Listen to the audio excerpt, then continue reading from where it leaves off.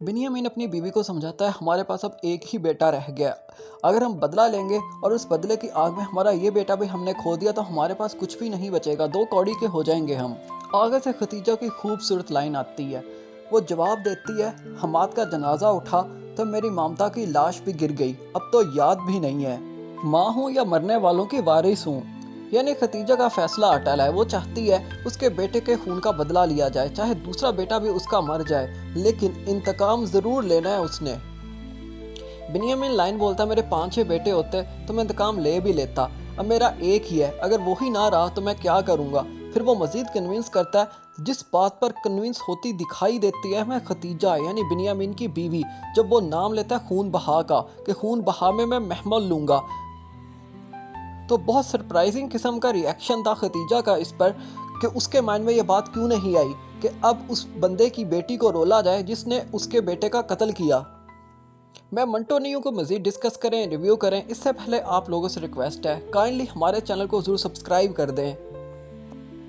और आगे एक सीन आता है जिसमें महमल पुप्पो के साथ बातें कर रही होती है और वो एडमिट कर लेती है, पहली बार इकरार कर लेती है कि उसे मोहब्बत है मंटो से। पहले वो मान नहीं रही होती, लेकिन अब आकर मान जाती है जब सर मंटो को गोलियां लगी महमल की वजह से।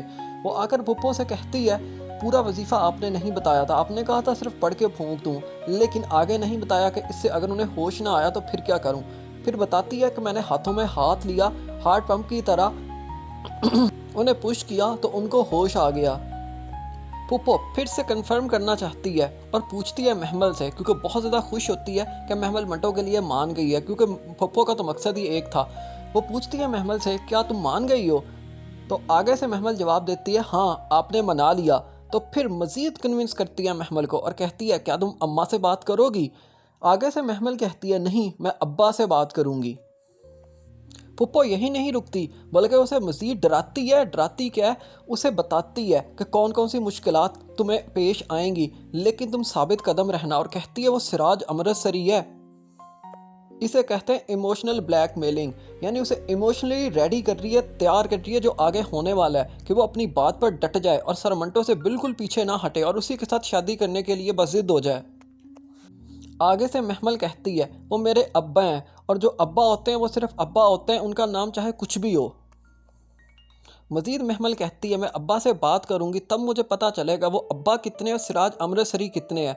मतलब कहने का महमल का ये था, फिर मुझे पता चलेगा कि वो एक गुंडे की तरह मेरे साथ बात करते हैं, एक बाप की तरह मुझे समझते हैं, मेरी प्यार से बात सुनते हैं। मंटो हजरत मिस मारिया चौहान का एक सीन आता है जिसमें हजरत दावा करता है, मोहब्बत में मंटो साहब से बड़ा हूँ मैं। आगे से मंटो जवाब देता है, नहीं तुम बड़े नहीं हो, बड़ा तो मैं ही हूँ, मैं सिर्फ दिखता नहीं हूँ। बहुत डीप लाइन थी अगर हम इस लाइन को समझें तो। यानी कह रहा था मंटो यहाँ पर कि मोहब्बत मुझे तुमसे ज़्यादा है और मोहब्बत के बारे में मैं तुमसे ज़्यादा जानता हूँ, तभी मैं महमल को ले उड़ाऊँ। अगर तुम मुझसे ज़्यादा जानते मोहब्बत के बारे में या मोहब्बत में मुझसे बड़े होते तो महमल आज तुम्हारे पास होती। महमल तुम्हारे पास नहीं है, मेरे पास।